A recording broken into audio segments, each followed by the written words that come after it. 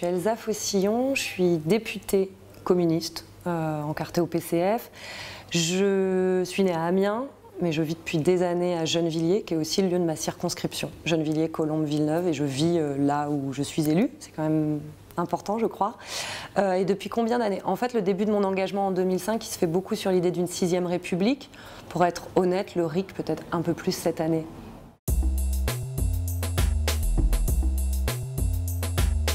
Parce que je vois l'état à la fois si délabré de notre démocratie et que je vois bien à quel point la démocratie représentative est mal en point, à bout de souffle, je ne sais pas comment le dire autrement, mais en tout cas il y a quelque chose qui nettement ne va pas. Donc le RIC, je trouve qu'il a le mérite de réintroduire de la démocratie directe. Je ne pense pas que c'est la solution, c'est-à-dire que je crois qu'il faut tout revoir. Voilà, sur la 5e République, j'en suis déjà pas fan, mais je crois que là, elle est vraiment, elle va pas bien. Donc je crois qu'il faut revoir et il faut que les citoyens aient leur mot à dire largement sur cette 6e République, comment elle doit se construire. Mais au moins, elle met à la fois le mot sur ce qui va pas et sur ce à quoi il faut toucher pour que ça aille mieux. Et puis, ça introduit de la démocratie directe et on a vu à quel point cette année, avec les mobilisations des Gilets jaunes, mais aussi c'est vrai des jeunes pour le climat, c'est vrai des femmes qui veulent reprendre le pouvoir sur leur corps et reprendre le pouvoir tout court, à quel point il y a besoin qu'il y ait pas simplement cette parole, mais cette décision qui se fasse directement par les citoyens.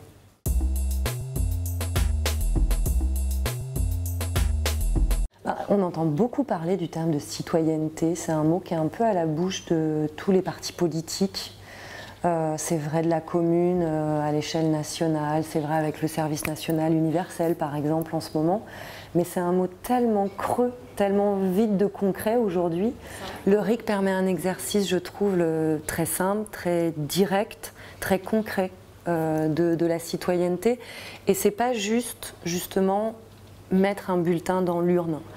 Je trouve qu'il a l'intérêt de s'appuyer sur une question, de laisser le temps aussi à chaque citoyen de faire preuve de sa citoyenneté, de faire l'exercice et l'expérience de sa citoyenneté en se collant à un sujet politique, et pas simplement en apprenant, mais en transmettant, en mobilisant. Et donc je trouve que ça lui redonne son aspect extrêmement vivant.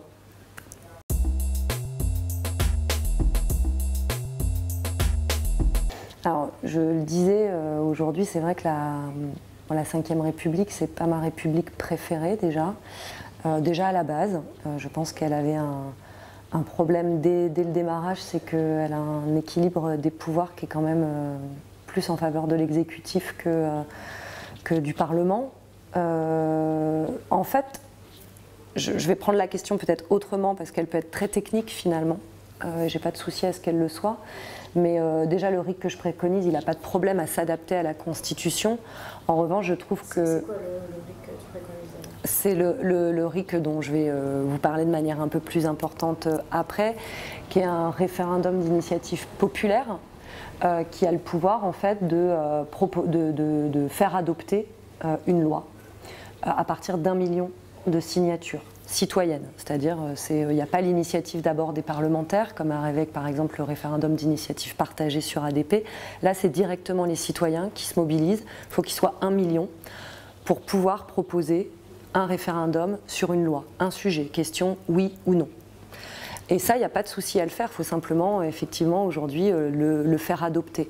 Mais peut-être pour parler de la Constitution et de la République telle qu'elle est aujourd'hui, moi je trouve surtout qu'il faudrait que la Constitution, aujourd'hui, s'adapte à la démocratie, à une part de démocratie directe, sans rien enlever à une part de démocratie représentative, parce qu'elle est, à mon avis, elle a une forme d'efficacité, mais pour ça, il faut qu'elle soit vraiment représentative.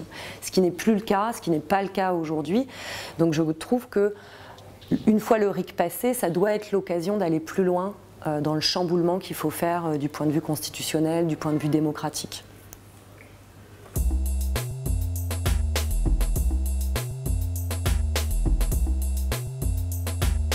D'abord, je lui demanderai de quoi je demanderai à cette personne de quoi elle a peur, ce qu'elle craint, parce que je crois qu'il y a pas mal de craintes avec ce mot RIC qui est venu beaucoup cette année.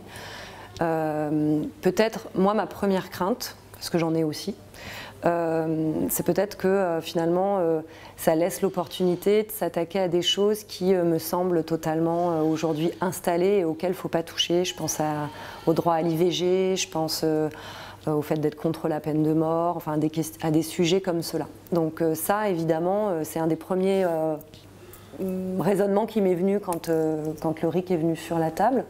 D'abord, je crois que ça peut s'encadrer. Voilà, on peut avoir un RIC qui encadre ça et qui permet de finalement pas toucher à ce qui relève des libertés fondamentales. Et puis deuxièmement, il y a un argument qui me semble important, c'est aussi de faire appel à l'intelligence des citoyens et des citoyennes de ce pays. Et qu'à chaque fois que j'ai vu finalement des moments où on a laissé la délibération citoyenne, la délibération permanente, le choix à des personnes, c'est toujours le moment où justement cette intelligence s'est fait plus grande. Voilà, je pense, moi, ma première vraie bataille politique, c'est le référendum de 2005, le TCE. Et mon parti politique, par exemple, le PCF, a été largement à l'œuvre pour faire en sorte que les citoyens s'approprient le sujet. On l'a vu au travers des syndicats, aussi dans les entreprises, dans les assos, enfin partout les gens ont décortiqué le TCE alors qu'il était quand même largement technique et difficile. Et moi, ce que j'ai vu, c'est un beau moment de politisation, quoi. Donc, c'est plutôt là-dessus que voilà, j'essaierai de convaincre.